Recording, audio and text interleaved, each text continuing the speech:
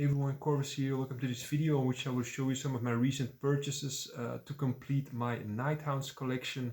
So in a minute I'll show you the boxes and then I'll turn the camera around and we'll open the boxes. There's one bigger box there. I will see how it goes, but probably will show you this in a separate video, do some kind of an unboxing of that.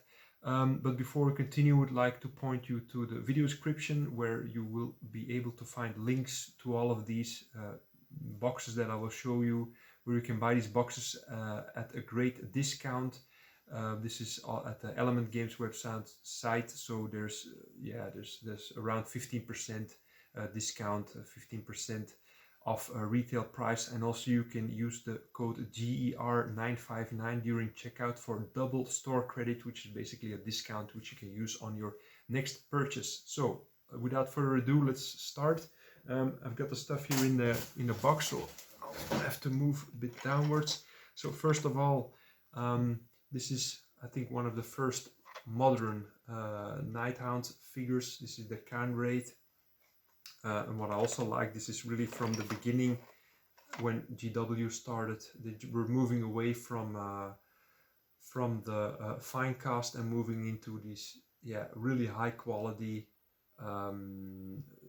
plastic miniatures, multi-part plastic kits, digitally sculpted, which was a fantastic move by GW if you ask me, especially after the fine cast disaster. But anyway, you can also see there's still a square base here. This is really from the Warhammer times before Age of Sigmar, but they included a round base as well. So this is basic, pretty basic miniature, pretty straightforward to assemble and also paint. Maybe show you a bit more detail in a minute. Then this one has been on my wish list for quite a while. The Lady Olynder, Mortarch of Grief. Great miniature, and I am thinking about the paint job because I really like the white, but as you probably have seen in previous videos and on my social media, my Nighthounds army is really this classic black army. So I'm thinking about what I will paint this in. Next up, two smaller boxes. We have this Prologue Jailer. And I don't know why he's called like a character, but there are basically three miniatures in here. So I guess this is Prologue himself, and then there are at the back it says Spiteful Keeper of Souls, Prologue the Jailer here, and then there's one of these others displayed here. So there are three miniatures in total. I think this is all one or two sprues, we'll see in a minute.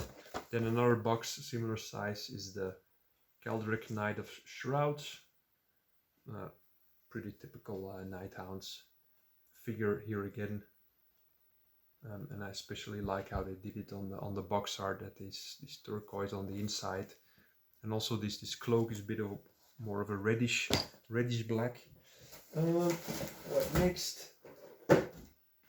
We have here a set of 10 Blade Geist Revenants. I already opened this box because the box was quite squished when it arrived at the post. Just opened this briefly to check for damage, but luckily we're okay. So this is more of a rank and file type of miniature.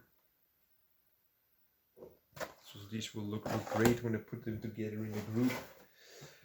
And then these two mounted figures, which I quite like a lot.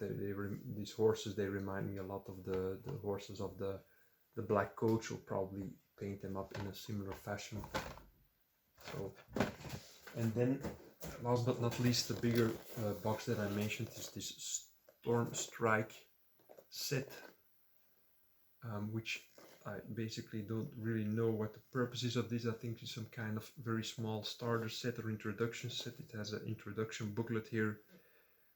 And two very small armies. But why I bought this was because my collection, apart from the box you see here, I was still lacking two smaller of this kind of size of boxes. I missed two of them, which were these. I don't really know the exact names. I think these are the Glaive Raid Stalkers exactly.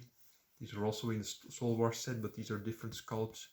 And then these Banshees, which are here on the back. which I also missed. And as you might know, my other collection are these Stormcast Eternals. So basically these are all miniatures that I don't have, and I really like to add to my collection, and it was much cheaper buying them in the set here than buying them separately. So I'll put this one aside for another video, next video upcoming, so be sure to subscribe if you want to see me unboxing this one. Will probably be a shorter video, but I think it's going to be a bit too much to do all of this and then this box here in the video. So we'll now continue with the boxes, and then then after that come back for a small goodbye. So I decided to move to my kitchen to do the unboxing. I have a bit more room here. My painting desk is a bit cluttered at the moment, so here I have plenty of room. The lighting is good also, only the audio is a bit less. I've experienced from previous videos I made here, but let's start by opening up these ones. I am not going to open this blister because the contents are already visible, and I forgot to cut this open. What I did with the other ones, I removed the shrink wrap, but this one is pretty straightforward. The only thing, I was wondering why these skulls are here, but as you can see here behind the sprue at the instruction sheet, I think these are different options you have.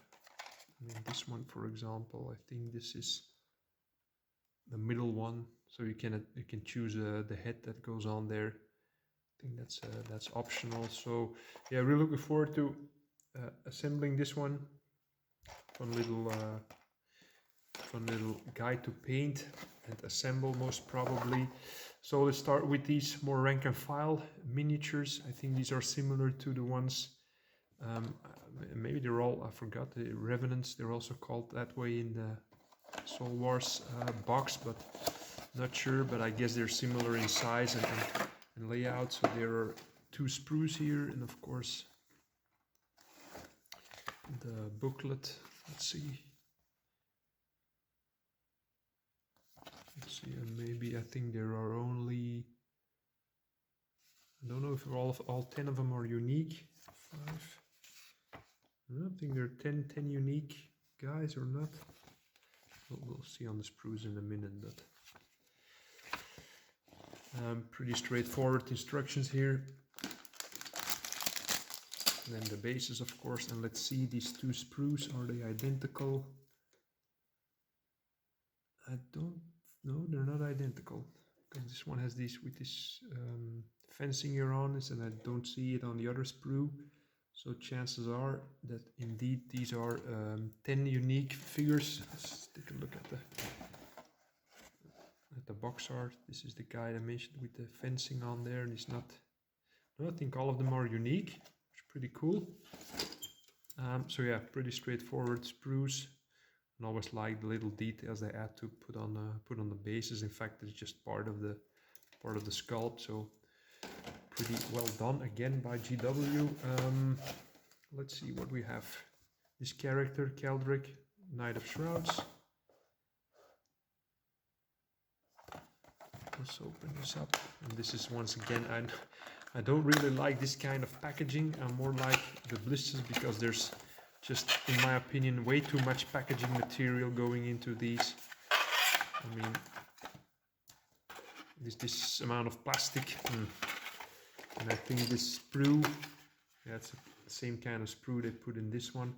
Maybe it's a little less plastic than this one, it's more cardboard, but of course it makes the unboxing experience nice, but not really a fan of the amount of plastic here. There's a lot of this stuff going on the base. Pretty like it how these tendrils go in between the fencing.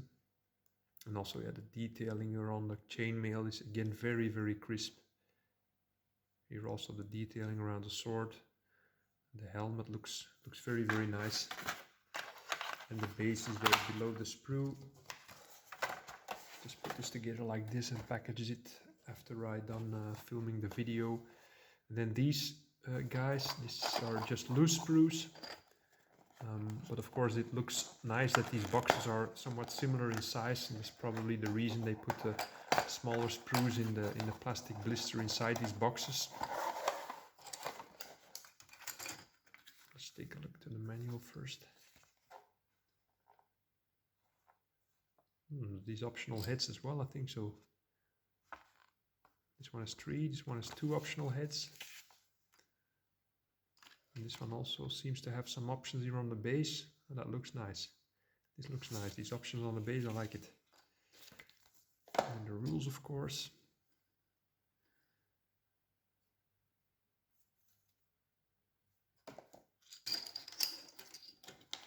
These on the base is some kind of grating here.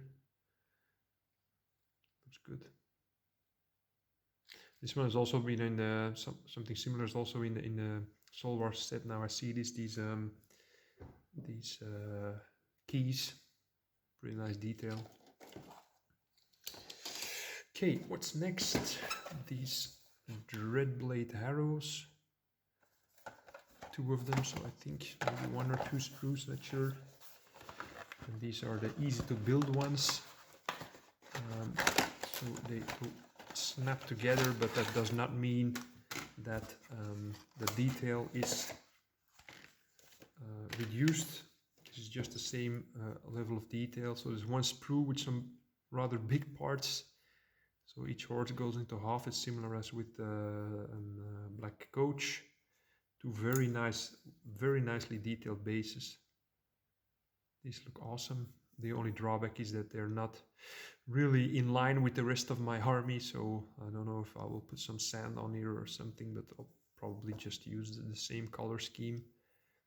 And also what I noticed with, for example, the latest Space Marines, easy to build Space Marines, they're in blue.